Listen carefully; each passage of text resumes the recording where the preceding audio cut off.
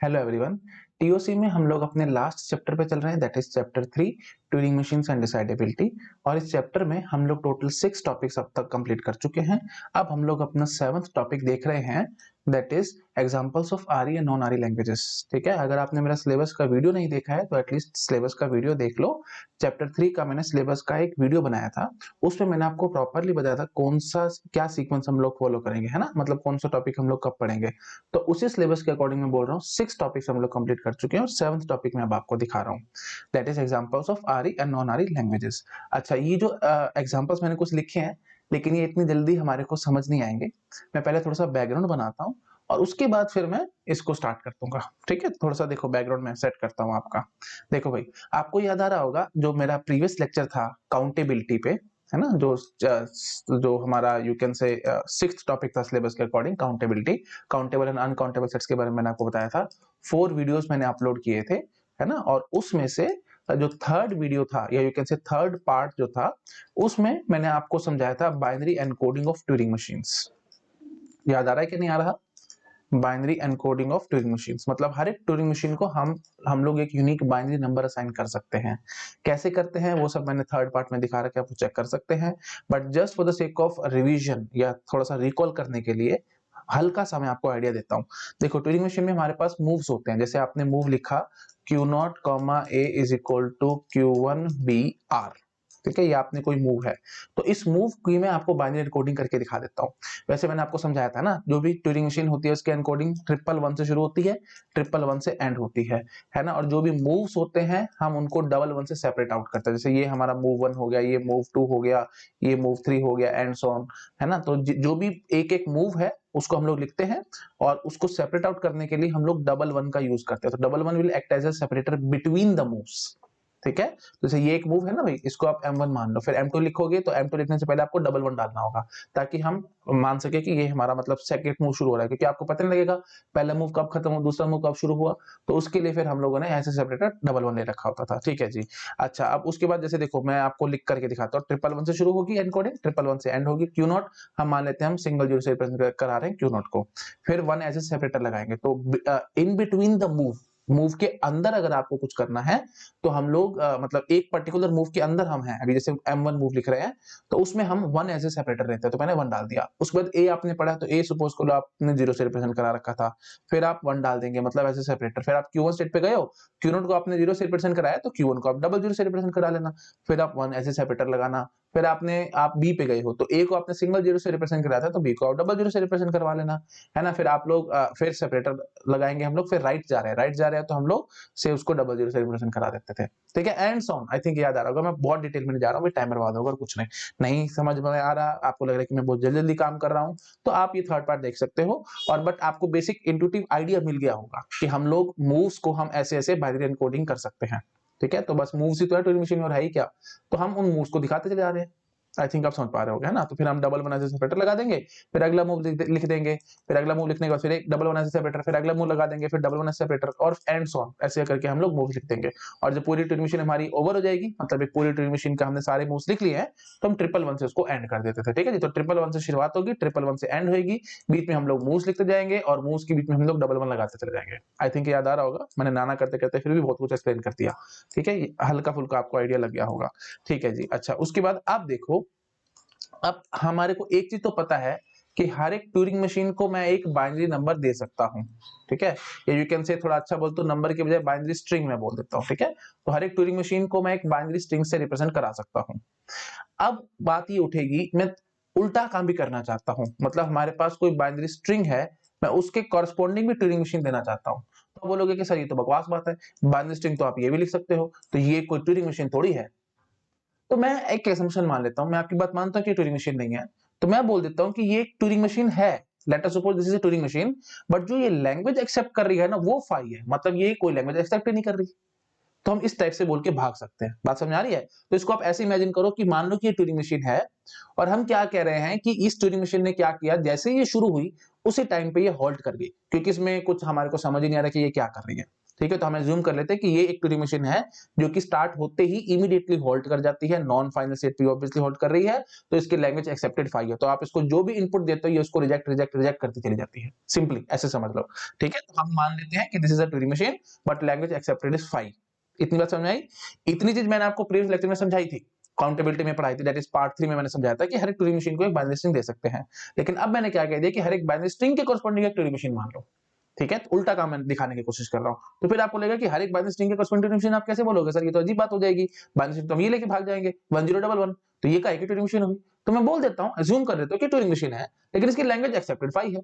तो I think आपको कोई इस बात से परेशानी नहीं होगी, हम एज्यूम ऐसा करके चल सकते हैं। और हम ऐसे बोल देते हैं कि ट्यूरिंग मशीन, क्योंकि आपको इसमें कोई मूव ही नहीं नजर आ रहा, क्योंकि इसमें तो कोई मूव नहीं है। मूव तो फिर हम ऐसे देंगे ना भाई, ये जैसे इस टाइप से हमने सेपरेटर की तरह से ऐसे कैसे मूव दे रखे थे, है ना, इस तरह से मूव थे ना हमारे, तो इसमें तो कोई मूव ही नहीं नजर आ रहा। तो बोल दो ठीक है सर, कोई बात नहीं, मूव नहीं है तो छोड़ दो। हम बोल देंगे कि इसमें मूव नहीं है तो ये चलती नहीं है। चलती नहीं तो इसका मतलब क्या है, जैसे स्ट्रिंग आप इसको देते हो ये रिजेक्ट रिजेक्ट कर करके चलती रहती है, मतलब रिजेक्ट करती चली जाती है जो भी स्ट्रिंग देते हो आप इसको। आई थिंक आपको समझ आ रहा होगा मैं क्या करने की कोशिश कर रहा हूँ। ठीक है, तो सिंपल बात मैंने बस इतना बोल दिया, इस बात को बस अपने दिमाग में घुसा लो कि हम इस बाइनरी स्ट्रिंग को, कोई भी बाइनरी स्ट्रिंग आप दोगे तो हम उसको ट्यूरिंग मशीन ही मान के चलेंगे। और अगर देख लेंगे कि वो वैलिड है, अगर आपको लगता है कि वो ट्यूरिंग मशीन कोई वैलिड है, प्रॉपर है, ढंग से, मतलब ये ट्रिपल वन से शुरू हो रहा है, ट्रिपल वन से एंड हो रही है, एंड सब कुछ ठीक ठाक है, तो उसकी कोई ना कोई लैंग्वेज होगी। लेकिन अगर आपको लगता है कि वो ढंग से हमने नहीं लिखा है, मतलब ऐसी कोई बाइनरी स्ट्रिंग उठा करके लिख दिया है, तो आप उसको उसके कॉरस्पॉन्डिंग लैंग्वेज को एम्प्टी मान के चलोगे। इतनी बात समझ आई? ठीक है जी। तो अब डायरेक्टली इनडायरेक्टली मैं क्या कहना चाहता हूं, आप कोई भी स्ट्रिंग दे दो मेरे को, कोई भी बाइनरी स्ट्रिंग दे दो, वो एक ट्यूरिंग मशीन है। और उसकी अगर प्रॉपर एन्कोडिंग होगी, तो मैं ये पॉइंट लिखता हूं, ये बहुत इंपॉर्टेंट है, आपको फिर परेशान करेगा। ठीक है, पहले इस सब चीजों को छोटा सा नोट डाउन कर लो, ताकि आपको दिक्कत ना है। स्टेप बाय स्टेप में चलूंगा अभी, बहुत स्लो, ताकि आपको परेशानी नहीं आनी चाहिए आज की वीडियो में, तो ये बड़ा टफ हो जाएगा वीडियो आपके लिए। ठीक है, मैं थोड़ा और छोटा कर देता हूँ ताकि आप नोट डाउन कर सको। लो भाई, एक स्क्रीन पे फटाफट नोट डाउन करो उसको। चलो, अब मैं बढ़ रहा हूँ आगे, बड़ा कर रहा हूँ, आगे बढ़ रहा हूँ। ठीक है भाई, ओके, लेट्स मूव फॉरवर्ड। हाँ, अब मैं क्या कह रहा हूं, जो मैंने अभी बात बोली थी मैं उसको आपको लिख के दिखा देता हूं। मैं क्या कह रहा हूं कि every binary string represent a Turing machine. Every binary string represent a Turing machine, represent a Turing machine. Okay, if binary string is if binary string represent a valid Turing machine, if binary string represent a valid Turing machine, मतलब वो proper है, proper encoding है, या you can से if binary string represent a proper encoding, थोड़ा अच्छे से लिखते हैं। ठीक है, represent proper encoding, represent proper encoding. अगर वो बाइनरी स्ट्रिंग प्रॉपर एनकोडिंग बता रहा है आपको, तब हम बोल देंगे कि ठीक है जी, उसकी ट्यूरिंग मशीन की हम लैंग्वेज भी निकाल देंगे, proper encoding. Then we can say, या we can find L of M also. ठीक है, then we can find L of that Turing machine also, जो भी मशीन एम होगी। अच्छा जी, अब अगर यहां पे फिर मैं ऐसे लिखूंगा, if binary string represent improper encoding, then we say L of M is equal to 5। ठीक है, मैं इसको लिख देता हूं अच्छे से। then we say ठीक है, then we say LM is 5। इतनी बात समझ में आई? ठीक है जी, तो वही बात है, स्ट्रिंग या तो जो भी आप बाइनरी स्ट्रिंग दोगे, दुनिया को भी बाइनरी स्ट्रिंग दोगे, या तो प्रॉपर एनकोडिंग होगी या इम्प्रॉपर एनकोडिंग होगी। प्रॉपर एनकोडिंग मतलब यही ट्रिपल वन से शुरू, ट्रिपल वन से एंड सॉन सेपरेटर वगैरह सब कुछ फर्स्ट क्लास है। तब हम उसकी लैंग्वेज भी निकाल लेंगे, जो भी वो ट्यूरिंग मशीन को रिप्रेजेंट करा रही होगी हम उसकी लैंग्वेज भी देख लेंगे। लेकिन अगर वो प्रॉपर नहीं है तो हम बोल देंगे कि उसकी लैंग्वेज हमारी एम्प्टी है। इतनी बात समझ आई? ठीक है जी। अब देखो, अब मैं क्या कहता हूं, हमारा ट्यूरिंग मशीन करती क्या थी, मेरे को जरा ये समझाओ। Turing machine as a acceptor मैं चलाता हूं अगर, तो वो स्ट्रिंग को एक्सेप्ट या रिजेक्ट करती थी। तो हम इसको इनपुट करते हैं और हम सिग्मा अपना ले लेते हैं बाइनरी। ठीक है, सब कुछ बाइनरी में हम काम करेंगे, बोलने की मेरे को जरूरत ना पड़े, है ना। तो हम क्या करते हैं, इनपुट कोई इसको बाइनरी स्ट्रिंग करा करते थे, इनपुट करेंगे कोई ना कोई बाइनरी स्ट्रिंग। अच्छा जी, और ये ट्यूरिंग मशीन आपको हाँ या ना बोलेगी, यस या नो बताएगी कि हाँ जी एक्सेप्ट हो रहा है या रिजेक्ट हो रहा है। ठीक है, अच्छा अब मैं ट्रिक खेलता हूं, ट्रिक इन द सेंस, क्योंकि ट्यूरिंग मशीन को हम कोई बाइनरी स्ट्रिंग इनपुट करते हैं, तो हम ये बाइनरी स्ट्रिंग ना क्या ले लेते हैं, इसी ट्यूरिंग मशीन की एनकोडिंग ले लेते हैं। ट्यूरिंग मशीन की एनकोडिंग भी तो एक बाइनरी स्ट्रिंग है। तो अब एक ट्रिक खेलने का मतलब एक इंटरेस्टिंग क्वेश्चन हमारे मन में आ सकता है कि क्या ये ट्यूरिंग मशीन अपनी खुद की एनकोडिंग को एक्सेप्ट करती है या रिजेक्ट करती है। इतनी बात समझ आई। तो हम क्या कर रहे हैं, इनपुट जो बाइनरी स्ट्रिंग कर रहे हैं वो क्या है भाई, encoding of the given Turing machine, या यू कैन से थोड़ा अच्छे से बोले तो binary encoding of the given Turing machine itself, binary encoding of given Turing machine. ठीक है, तो अब वो एक्सेप्ट करती है रिजेक्ट कर रही है, ये अब मेरे मन में थोड़ा सा क्वेश्चन आ रहा है, तो इस क्वेश्चन के लिए हम लोग थोड़ा सा और डिटेल में देखते हैं क्या हो रहा है। ठीक है, तो मैं क्या कहता हूं, अब मैं दुनिया की सारी ट्यूरिंग मशीन को पकड़ता हूं और एक एक करके हर एक ट्यूरिंग मशीन को मैं उसी की बाइनरी एनकोडिंग इनपुट करता हूं। दो ही पॉसिबिलिटी है, या तो एक्सेप्ट होगी या रिजेक्ट होगी। ठीक है, तो वो देखते हैं जरा क्या होगा। ठीक है, समझ पा रहे हो। तो दुनिया की सारी ट्यूरिंग मशीन मैंने पकड़ी, तो सपोज कर लो मैंने पहली ट्यूरिंग मशीन पकड़ ली, इस पहली ट्यूरिंग मशीन को इसी की बाइनरी एनकोडिंग दे दी। ठीक है, तो बाइनरी एनकोडिंग ऑफ, मैं शॉर्ट में लिख दूं, बीई, शॉर्ट में लिख देता हूं। ठीक है, बीई मतलब binary encoding, be of TM1 मैंने इसी को दे दी। अब या तो वो एक्सेप्ट होगी या वो रिजेक्ट होगी। ठीक है, तो वही बात है, रिजेक्शन का केस दो होते थे, या तो नो बोल के भाग जाएगी मतलब हॉल्ट करेगी ट्यूरिंग मशीन, या फिर हॉल्ट ही ना करे, है ना। रिजेक्ट मतलब यू कैन से हॉल्ट एंड रिजेक्ट, या फिर go into an infinite loop. जो भी केस हो हमारे को पता है भाई, दो ही पॉसिबिलिटी होती है, या तो स्ट्रिंग एक्सेप्ट होता है या रिजेक्ट होता है बाय ट्यूरिंग मशीन। ठीक है, तो रिजेक्ट करने के लिए ट्यूरिंग मशीन के पास दो ऑप्शंस है, या तो वो हॉल्ट करके रिजेक्ट करेगी या फिर वो हॉल्ट ही नहीं कर रही। ठीक है, आई थिंक याद आ रहा होगा सबको। ठीक है जी, तो मैंने binary coding of Turing machine 1 को दे दी। अब ये एक्सेप्ट या मतलब एक्सेप्ट करती है रिजेक्ट करती है, वो हमारे को देखना है। ठीक है जी, तो अब क्योंकि दो ही पॉसिबिलिटी है, तो मैं दो लैंग्वेजेस डिफाइन करता हूं, एक है LD और एक है LD बार। ठीक है, तो LD में क्या होंगी, ऐसी ट्यूरिंग मशीन्स होंगी जो कि अपनी बाइनरी एनकोडिंग को रिजेक्ट करती है। ठीक है, और LD बार में ऐसी ट्यूरिंग मशीन्स आएंगी जो कि अपनी ही एनकोडिंग को एक्सेप्ट करती हैं। ठीक है, तो LD में क्या है भाई, set of all Turing machines. ठीक है जी, LD क्या है, LD है जी set of all Turing machines, या थोड़ा और अच्छे से बोले क्योंकि ट्यूरिंग मशीन वही बात है कैसे बोले, तो क्योंकि लैंग्वेज है और हम सिग्मा क्या चला रहे हैं, 0,1 चला रहे हैं, है ना। तो मैं यहाँ पे फिर वही बात है, बाइनरी देना पड़ेगा, तो मैं ट्यूरिंग मशीन की बाइनरी एनकोडिंग ले लेता हूँ। ठीक है, तो मैं ऐसे बोलता हूँ, set of all binary encodings of Turing machines, set of all binary encodings of all Turing machines. ठीक है जी, which accept their own code, ऐसे लिख देता हूं। ठीक है, which accepts their own code, जो कि अपना खुद का कोड मतलब अपनी खुद की बाइनरी एक्सेप्ट करती है। ठीक है, तो ये हो गया जी LD। एक स्क्रीन पे आ रहा है, देख लो फटाफट से। ठीक है, ऑल, ये बार बार शायद थोड़ा इंग्लिश खराब हो रही है यहाँ पे, समझ गए ना। Set of binary encodings of all Turing machines which accept their own code. ठीक है, अच्छा LD बार क्या है भाई, वही set of all binary encoding, set of binary coding of all Turing machine which reject their own code, which reject their own code, जो अपना code reject करती हैं, दैट इज LD बार। इतनी बात समझ आई। अच्छा जी, अब जो LD है ना, इस LD को हम बोलते हैं diagonalization language. Let me use different colour क्योंकि ये बात बड़ी इंपॉर्टेंट है। ठीक है, क्वेश्चन आएगा सीधा सीधा, डायगोनलाइजेशन, डायगोनलाइजेशन, डायगोनलाइजेशन लैंग्वेज।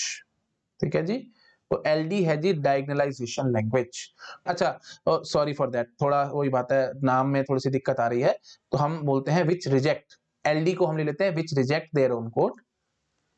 ठीक है, उल्टा अच्छा हो गया, गलत लिखा था, ताकि कलर भी अब अलग से मैं लिख पा रहा हूँ क्योंकि ये इंपॉर्टेंट है, ये आपको थोड़ा कंफ्यूज ना कर दे। विच रिजेक्ट, और यहां हम लिख देते हैं विच एक्सेप्ट। तो जो भी ट्यूरिंग मशीन रिजेक्ट करेंगे अपने कोड को, वो हो जाएंगी LD के अंदर, जो कि एक्सेप्ट करेंगी वो हो जाएंगी LD बार के अंदर। और LD का एक स्टैंडर्ड नाम है, इसलिए क्योंकि मैंने चेंज यहाँ पे क्यों किया, क्योंकि फिर मैं वही बात है, मैं assumption भी मान सकता था कि मैंने ये अपनी मर्जी से लैंग्वेज मान लिया एंड सो, तो अपनी मर्जी से नहीं, भी प्रॉपर एक स्टैंडर्ड वर्ड है जो कि आपको हर किताब में मिलेगा, तो ध्यान रखना है, इसको हम बोलते हैं डायगोनलाइजेशन लैंग्वेज। तो डायगोनलाइजेशन लैंग्वेज क्या होती है, क्वेश्चन भी आ सकता है, सिंपल गेट एग्जाम में। Diagonalization language is a language of, या you can say is a language of binary encoding of all those Turing machines which reject their own code। ठीक है, जो भी अपने कोड को रिजेक्ट करती हैं दैट इज LD, और जो एक्सेप्ट करती हैं दैट इज LD बार। समझ में आ गया? मतलब वही बात है, कॉम्प्लीमेंट ऑफ डायगोनलाइजेशन लैंग्वेज, एलडी बार मतलब कॉम्प्लीमेंट ऑफ डायगोनलाइजेशन लैंग्वेज। ठीक है जी। अच्छा, अब आपके मन में आएगा कि इसका नाम, ये स्टैंडर्ड नाम है, ठीक है, मैं मान रहा हूं, ये कहां से नाम आया भाई? ये डायगोनलाइजेशन लैंग्वेज हम इसको क्यों कह रहे हैं, है ना? मतलब कहां से इसका नाम आया, एंड सॉन, ये सब क्या है, तो वो मैं अब आपको समझाता हूं, और वहीं से फिर हम बड़ी इंपॉर्टेंट बात को भी प्रूव करेंगे। एक्चुअली जो एलडी है ना भाई, ये एलडी एक नॉन आरी लैंग्वेज है। एलडी इज अ नॉन आरी लैंग्वेज, मतलब एक ऐसी लैंग्वेज है जो कि किसी भी ट्यूरिंग मशीन से एक्सेप्ट नहीं होगी। ठीक है, हाँ, बट एलडी बार क्या है?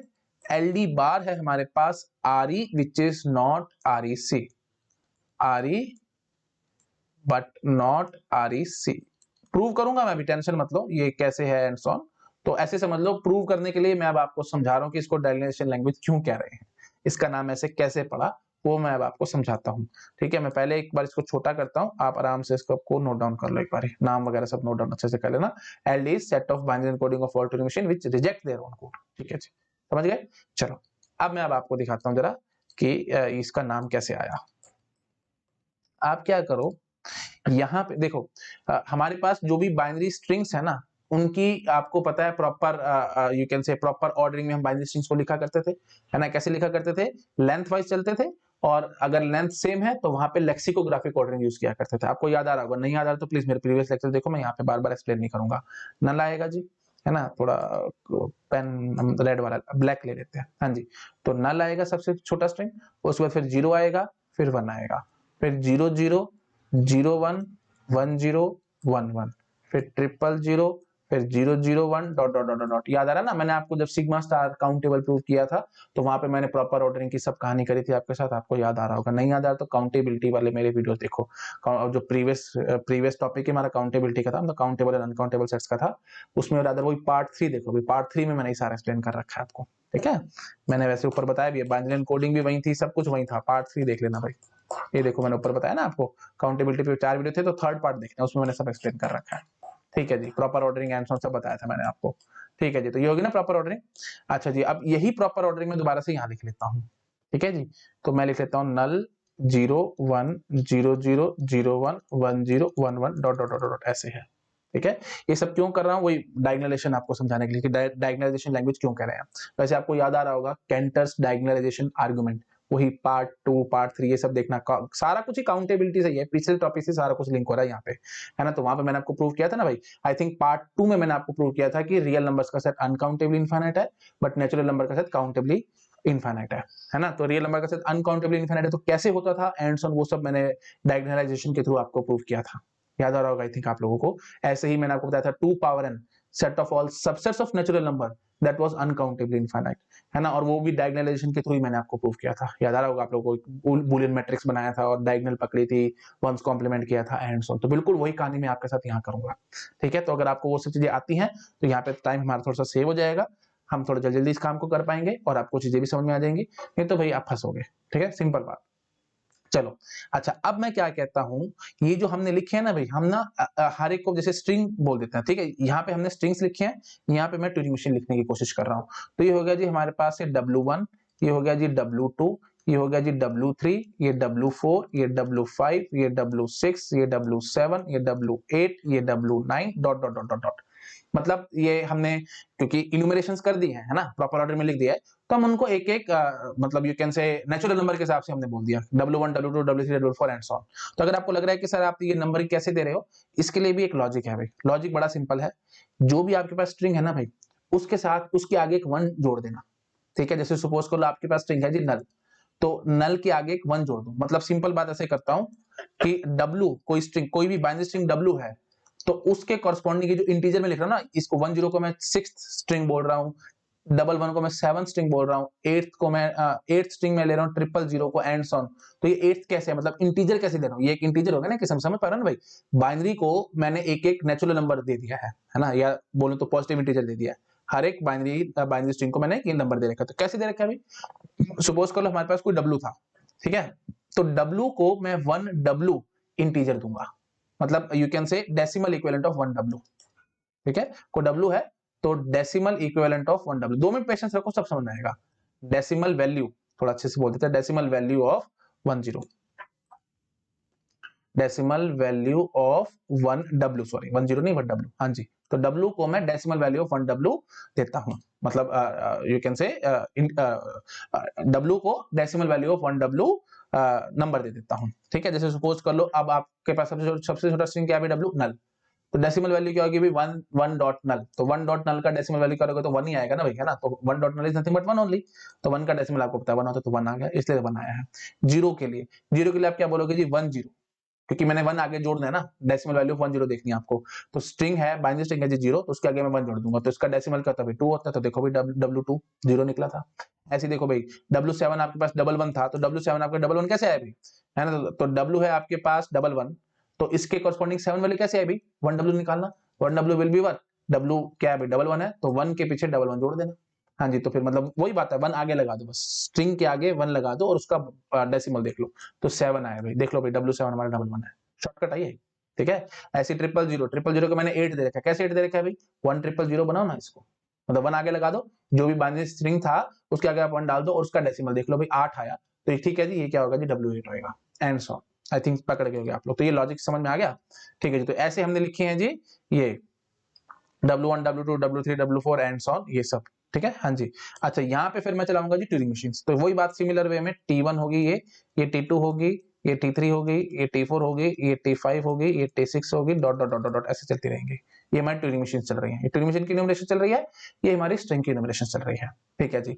अब मैं फिल करूंगा वैल्यूज, तो मैं बोलता हूँ ट्यूरिंग मशीन है जी जिसकी बाइनरी एनकोडिंग नल है, तो बोलोगे कि सर तो महाबकवास है इसके, कि ये तो कोई ट्यूरिंग मशीन है ही नहीं, ट्यूरिंग मशीन नहीं है, तो मैंने अभी आपको क्या समझाया था, लैंग्वेज एक्सेप्टेड विल बी 5, तो अगर इसकी लैंग्वेज एक्सेप्टेड 5 है, तो मैं क्या बोलूंगा जी, इसमें से जो भी स्ट्रिंग मैंने लिखे हैं कहीं पे भी 1 नहीं आएगा भाई, हर जगह 0 आएगा, तो मतलब समझ पा रहे हो भाई, यहाँ पे मैं हर जगह 0 0 0 0 भर दूंगा, समझ पा रहे हो, तो 0 का मतलब क्या हुआ, तो यहाँ पे देखो वही बात है, मैं इस मैट्रिक्स जो इनफाइनाइट बूलियन मैट्रिक्स मैंने बनाया है, 0 का मतलब क्या है कि Ti एक्सेप्ट Wj, ठीक है, तो IJ एंट्री मैं नीचे लिख के दिखाता हूं आपको, थोड़ा अच्छा लगेगा, है ना, IJth entry of infinite boolean matrix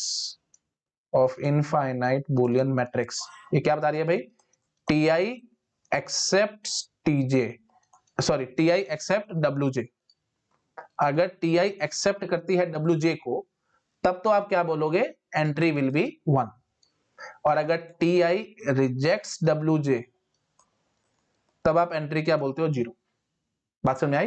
तो अगर Ti मतलब वही बात है ना, T1 यहाँ पे Wj कुछ भी भर सकते हो, W1 W2 W3 and so on, इतना तो भैया आप कॉमन से समझ पा रहे हो, इतना बेसिस में से मत बुलवाओ, ठीक है ना। तो जैसे अब मैं T1 की बात करता हूँ, सबसे पहले T1 की बात करता हूँ, T1 क्या बिनल है, हाँ जी, तो क्या ये W1 को एक्सेप्ट कराएगी, नहीं, क्या W2 को एक्सेप्ट कराएगी, नहीं, W3 को एक्सेप्ट कराएगी, नहीं, W4 को एक्सेप्ट करेगी, नहीं, सारी 0 भर दूंगा, समझ पा रहे हो, तो 0 का भरना है भाई जब रिजेक्ट हो रहा है, और एक्सेप्ट में क्या भरना है भाई 1 भरना है, ठीक है जी।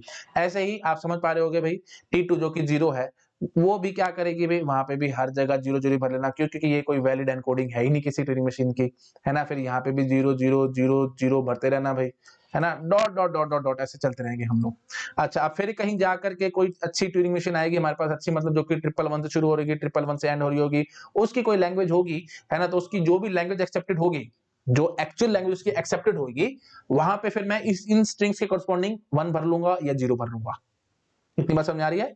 जो भी ट्यूरिंग मशीन हमारी वैलिड होगी, सपोज कर लो ये कोई जाकर के Tx है, ये Tx है भाई, जो कि कोई प्रॉपर एनकोडिंग दे रही है, तो सपोज कर लेते हैं कि वो नल को एक्सेप्ट ऐसे, चलो अब नल के लिए तो जगह बची नहीं है, छोटा करूं थोड़ा सा, देखिएगा आपको ढंग से, हाँ, तो मैं क्या बोलता हूँ भाई, हाँ ठीक है, तो नल अगर सपोज कर लो वो एक्सेप्ट करते तो मैं नल की करस्पॉन्डिंग 1 भर दूंगा, 0 रिजेक्ट करता तो ठीक है जी, 0 की करस्पॉन्डिंग 0 भर देंगे हम लोग, 1 स्ट्रिंग जो है वो एक्सेप्ट हो रहा है तो वो यहाँ 1 भर दूंगा, डॉट डॉट डॉट डॉट ऐसे चलाता रहूंगा, समझ पा रहे हो। तो Tx की जो भी लैंग्वेज होगी वो क्या होगी, जो जो वंस है इसके करस्पॉन्डिंग, समझ पा रहे हो ना, ये रो में जाके देखना, इस रो में जहां जहां पे 1 होगा ना भाई, वो स्ट्रिंग्स हमारी Tx एक्सेप्ट करवा रही है, जहां जहां पे 0 होगा वो स्ट्रिंग हमारे Tx रिजेक्ट करा रही है। आई थिंक समझ आ रहा होगा सबको, जहां जहां 1 वो एक्सेप्ट, जहां जहां 0 वो सब रिजेक्ट, इतनी बात समझ आ गई। अच्छा जी, अब मैं क्या बोलता हूं, अब थोड़ा ध्यान से समझना मैं क्या बोलता हूं, आप पकड़ो इसकी डायगोनल को, जो इनफाइनाइट बूलियन मैट्रिक्स बनाया है, आप इसकी डायगोनल को पकड़ो, प्रिंसिपल डायगोनल को, तो डायगोनल में क्या होगा भाई 1 1 2 2 3 3 4 4 5 5 एंड सो ऑन, ठीक है, तो अगर Ti एक्सेप्ट Wi तब तो 0 होगा डायगोनल में, और 1 होने का मतलब Ti एक्सेप्ट या टी आई रिजेक्ट, सॉरी, 0 का मतलब क्या होगा, T I reject W I, और 1 का मतलब क्या होगा, T I accept W I. इतनी बात समझ आई? ठीक है जी। तो अब मैं क्या बोलता हूं नीचे, हमारी कंसंट्रेशन फिलहाल डायगोनल पे है, diagonal of this matrix, infinite Boolean matrix. ठीक है, तो डायगोनल में हम क्या बोलेंगे, T I accept W I. I same है, प्लीज ध्यान रखो भाई, डायगोनल में सेम होते हैं, ये नजर आता है कि नहीं आता सबको, 1 1 2 2 3 3 4 4 एंड सो ऑन, इतना तो बेसिक मत बुलवाओ, इतना तो पता होगा सबको। ठीक है, तो T I accept W I, तब हम कॉरेस्पॉन्डिंग एंट्री क्या होगी, 1 होगी, और T I reject W I, T I reject W I, तो ये एंट्री 0 होगी। इतनी बात समझ आ रही है? अच्छा, अब आप जरा मेरे को ये समझाओ, अगर टी आई डब्ल्यू आई को रिजेक्ट करती है तो हमने 0 भरा है, और ये क्या है जो मैं ऊपर आपको समझा के आया था, ये समझाना मेरे को। एलडी क्या था भाई, set of all binary encoding of Turing machines, set of binary encoding of all Turing machine which reject their own code. इतनी बात समझाई थी कि नहीं समझाई थी मैंने आपको? तो एलडी में क्या आ रहे हैं, जो रिजेक्ट कर रही हैं, और एलडी बार में क्या आ रहे हैं, जो एक्सेप्ट कर रही है।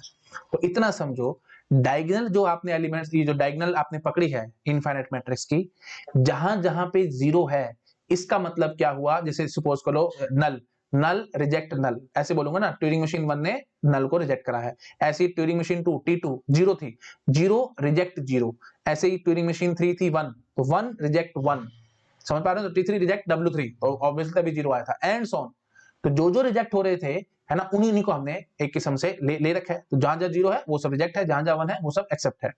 हाँ जी, तो एलडी क्या थी भाई, वो रिजेक्ट वाली थी, तो डायरेक्टली मैं क्या कहूंगा भाई, आप ट्यूरिंग मशीन 1 को पकड़ोगे, क्यों पकड़ोगे, क्योंकि वो नल है, और वो ये एक ऐसी यू कैन से बाइनरी एनकोडिंग है ट्यूरिंग मशीन की, जो कि अपनी खुद का कोड को रिजेक्ट कर रही है।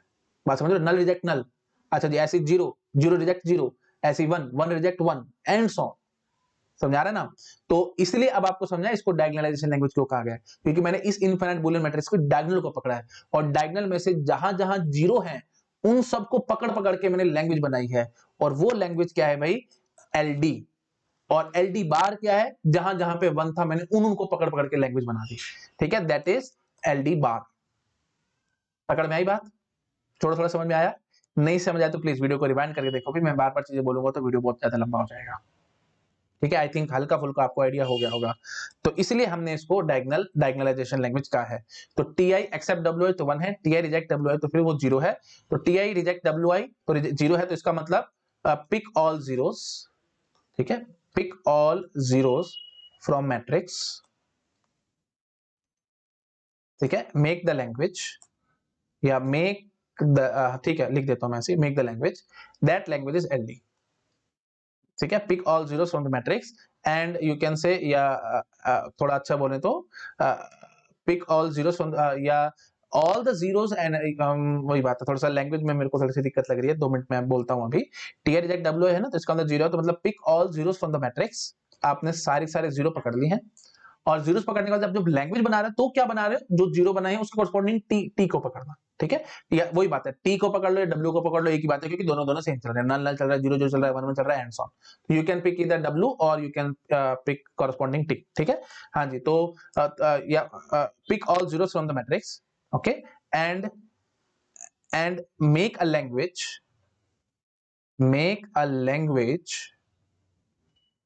which contains, or which contain the corresponding t, which contain corresponding t और w, जो मर्जी बोल दो, क्योंकि दोनों दोनों सेम है। पकड़ में ये बात क्या कह रहे हैं? तो टी ए रिजेक्ट डब्ल्यू आई का मतलब क्या हुआ, और कॉरस्पॉन्डिंग हमारे पास 0 है, डायगोनल में हमारे पास 0 है, 0 तो हम क्या बोलेंगे, सारे जीरोस को पकड़ दो मैट्रिक्स में से, और एक लैंग्वेज बनाओ, और लैंग्वेज के अंदर डालना क्या है, लैंग्वेज विल कंटेन, देखो आगे मैंने लिखा है, language which contain corresponding T और डब्ल्यू, कॉरस्पॉन्डिंग टी या डब्ल्यू को हम पकड़ते चले जाएंगे। ठीक है जी, तो ये होगी जी हमारे पास डायगोनलाइजेशन लैंग्वेज। थोड़ा सा मुझे लग रहा है शायद आपको टफ लगा होगा, बट है बड़ा आसान काम, 2 मिनट सोचोगे तो आपको समझ आ जाएगा। ठीक है, तो मैं आपको स्ट्रिंग लिख के दिखाता हूँ तो आपको समझ आएगा, और बार-बार समझा, इतनी डिटेल में कोई भी नहीं बताएगा भाई। पूरा यूट्यूब देख लेना, कहीं पढ़ लेना, कहीं आपको इतनी डिटेल नहीं मिलेगी जितना डिटेल में मैं आपको समझा रहा हूँ। डायगोनलाइजेशन लैंग्वेज एग्जैक्टली क्या है। लोग बहुत ऊपर-ऊपर से बोल के भाग जाएंगे, आपको समझ नहीं आएगा एग्जैक्टली हो क्या रहा है। मैं आपको पूरी क्रक्स पकड़ के दे रहा हूँ, ठीक है। पूरी मैंने मतलब यू कैन से नब्ज पकड़ के आपको पूरी डिटेल दे रहा हूँ, अच्छे से पूरी निचोड़ दे रहा हूँ, ठीक है। हाँ जी, तो देखो भाई, और वही बात है, दम चाहिए ये सब बातों को समझने के लिए, ठीक है।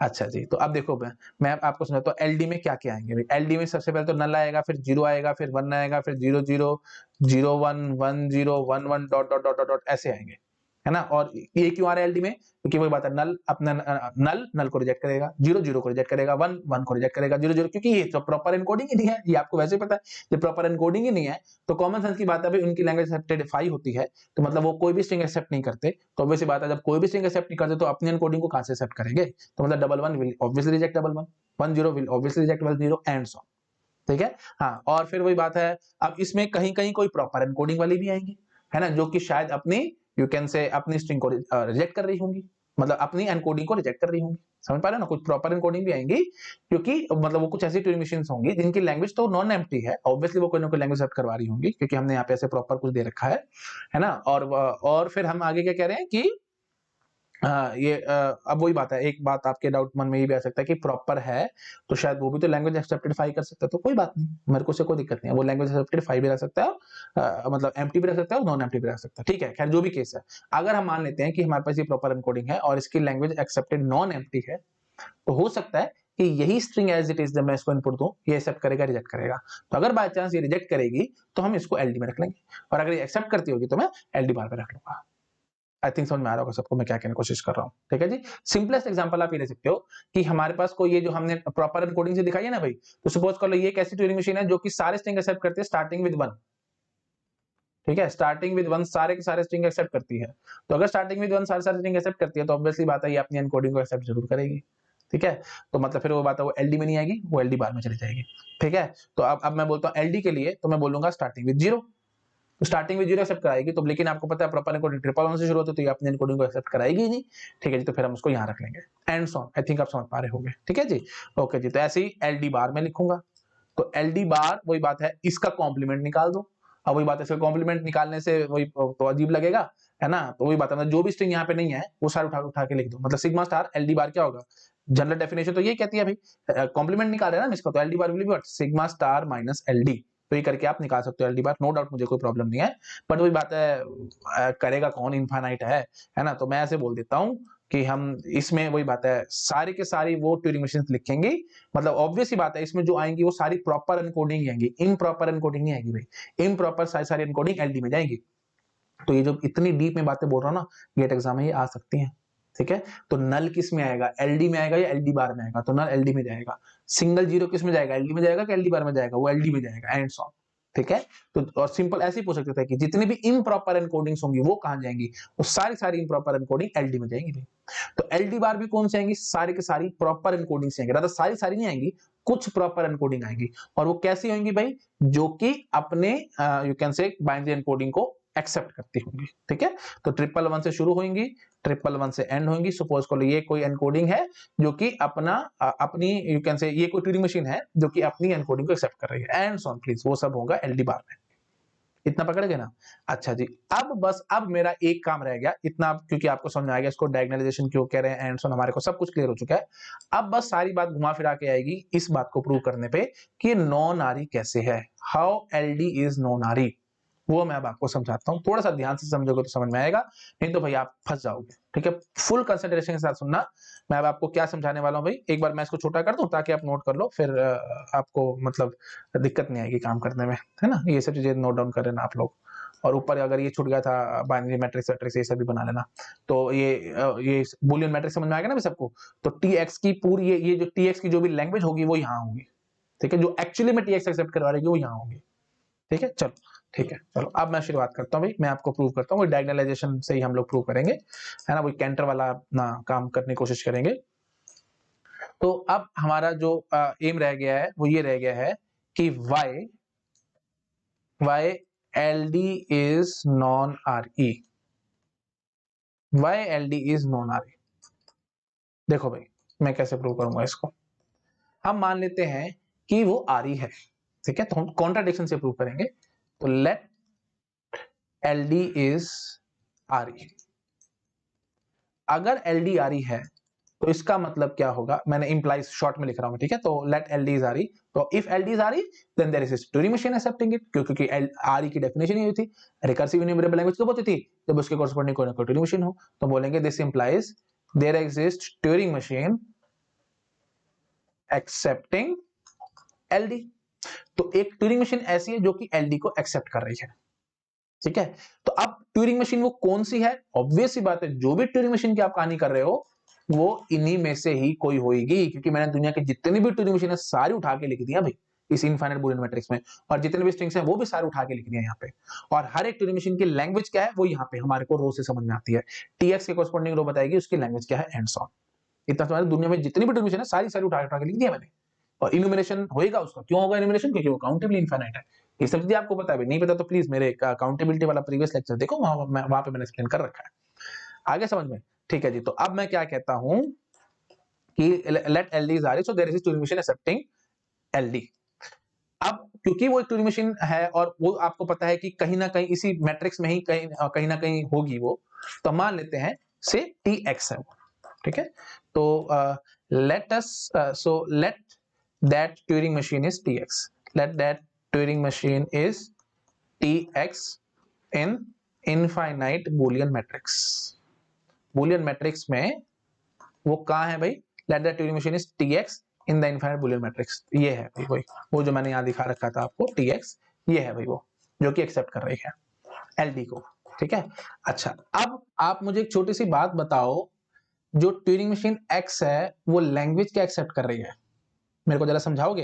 तो Tx की actual language accepted will be what, Tx की actual language accepted will be L of Tx, ठीक है। और L ऑफ Tx क्या है भाई, वो आप ऊपर चेक कर सकते हैं, ठीक है, वो आप ऊपर चेक कर सकते हैं। क्या, ये रो बैठी है, ठीक है, इस रो में जहां जहां पे 1 होगा वो हमारे पास वो स्ट्रिंग्स हमारे L ऑफ Tx में होंगे, और जहां जहां 0 होगा वो स्ट्रिंग्स हमारे पास L ऑफ Tx में नहीं होंगे। इतना तो आपको समझ में आ रहा है भाई, इनफाइनाइट बूलियन मैट्रिक्स यही बता रहा था भाई, हर एक ट्यूरिंग मशीन की क्या क्या लैंग्वेज है वो हमारे को यहाँ समझ में आ रही है, ठीक है। आई थिंक ये सब मैं आपको पहले बता चुका हूँ, ठीक है जी। तो मैंने क्या बोला है, इसको मैं थोड़ा सा ठीक से लिख देता हूँ, ठीक है जी। तो Tx जो हमारी ट्यूरिंग मशीन थी उसकी लैंग्वेज एक्सेप्टेड क्या है भाई, L ऑफ Tx है। L ऑफ Tx मैं बोलता हूँ is the actual language, is the actual language accepted by Tx, ठीक है। एंड वी आर एज्यूमिंग, मैं जो जो बात मैं लिख इसलिए रहा हूं क्योंकि आपको कंफ्यूजन ना आ जाए किसी भी बात में, क्योंकि अभी बहुत ज्यादा कंफ्यूजन पैदा होंगे दिमाग में, तो इसलिए मैं सारी बातें लिखता जा रहा हूं। और प्लीज ध्यान से आप भी लिखते जाना और समझते जाना मैं क्या क्या बोल रहा हूं। तो मैंने क्या बोला, Tx एक ट्यूरिंग मशीन थी जो इनफाइनाइट बूलियन मैट्रिक्स में जो कि हमारी एलडी को एक्सेप्ट करवा रही है, ठीक है जी। अब Tx की एक्चुअल लैंग्वेज एक्सेप्टेड क्या है भाई, L ऑफ Tx है, तो मैंने लिख दिया L of Tx is the actual language accepted by Tx and we are assuming it to be LD, it to be LD, ठीक है। और ये L ऑफ Tx के बारे में आपको पता कहां से लगेगा भाई, एक्चुअल लैंग्वेज है क्या, मतलब L ऑफ Tx एग्जैक्टली है क्या, वो इनफाइनाइट बूलियन मैट्रिक्स आपको बताता है।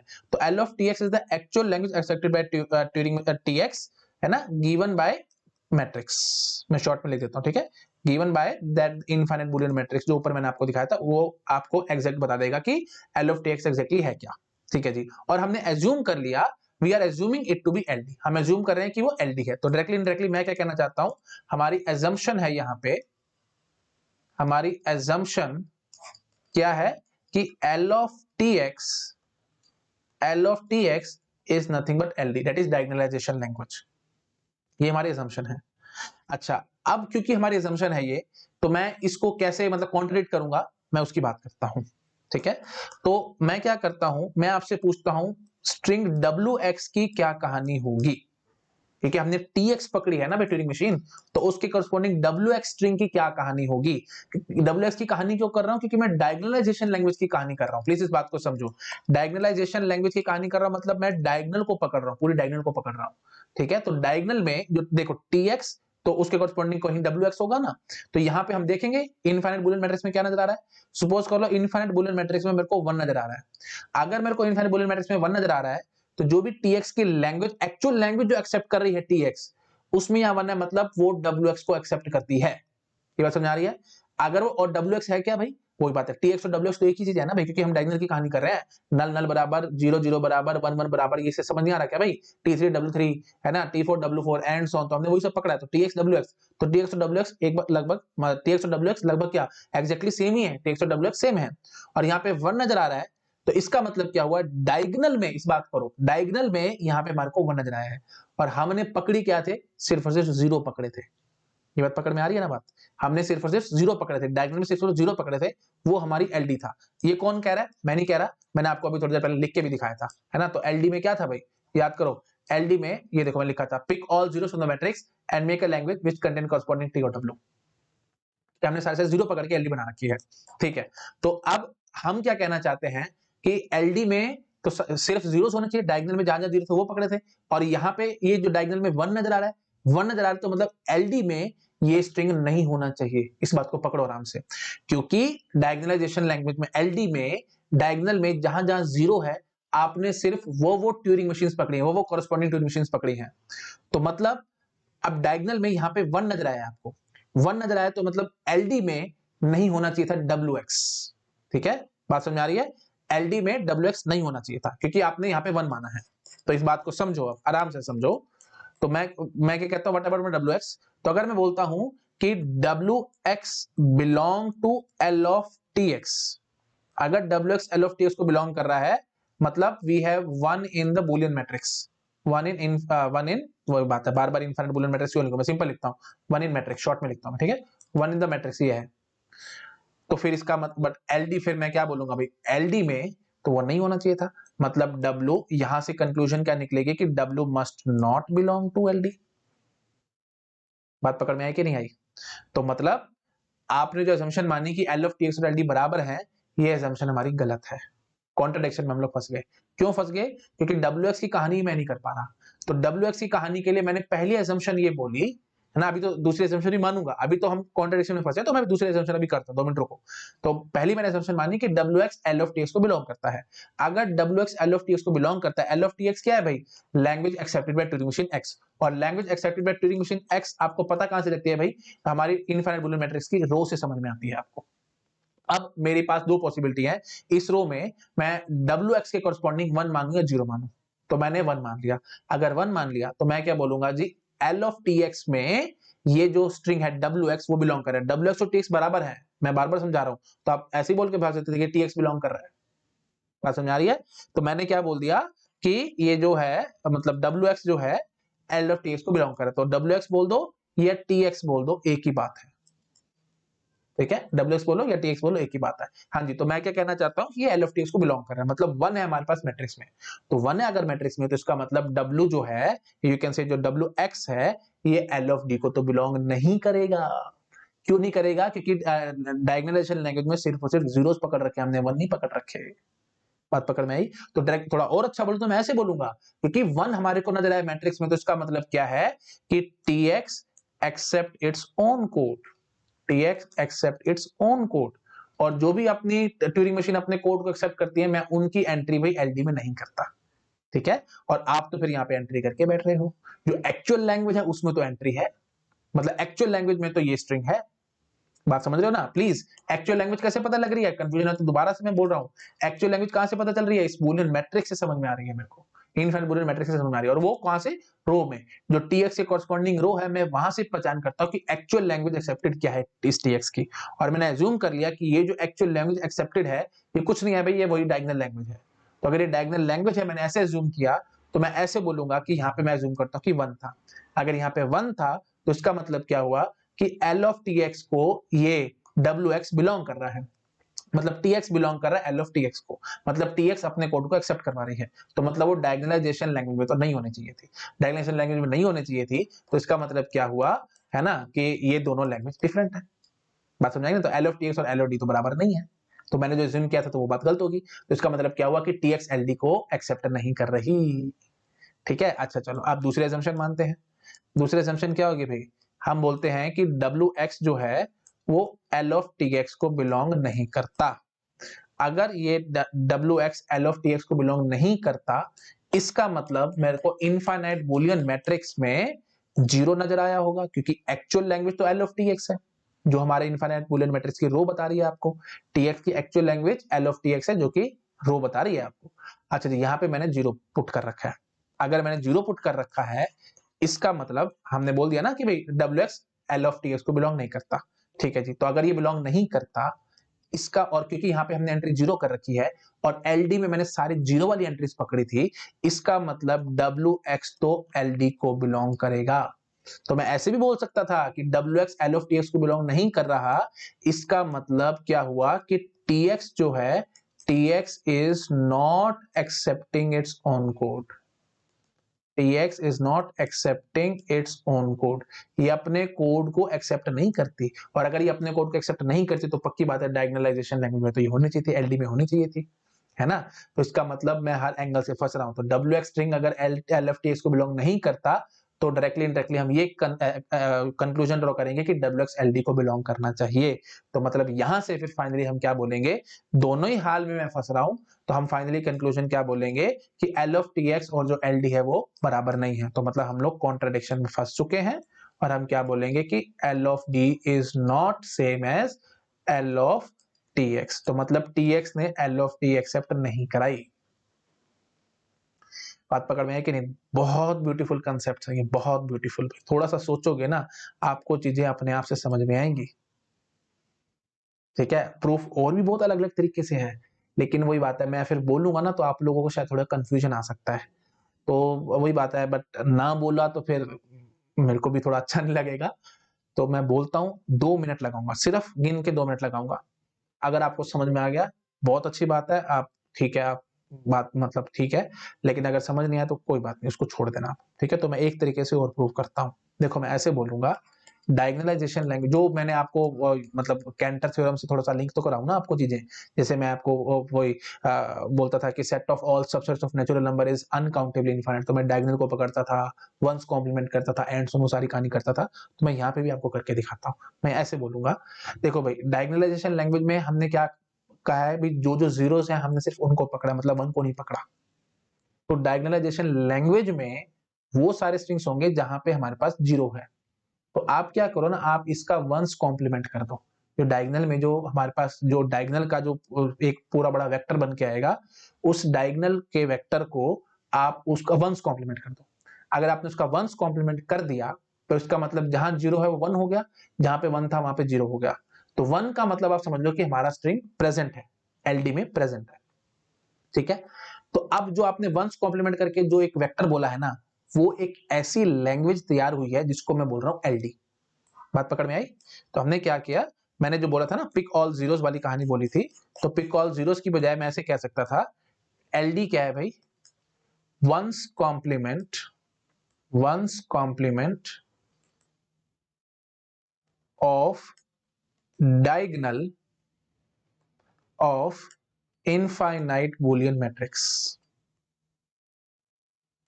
ठीक है, and one means what, obviously बात है, मैंने वन क्या बोला था भाई, लैंग्वेज में स्ट्रिंग प्रेजेंट है, और जीरो मैंने क्या बोला था, एब्सेंट है।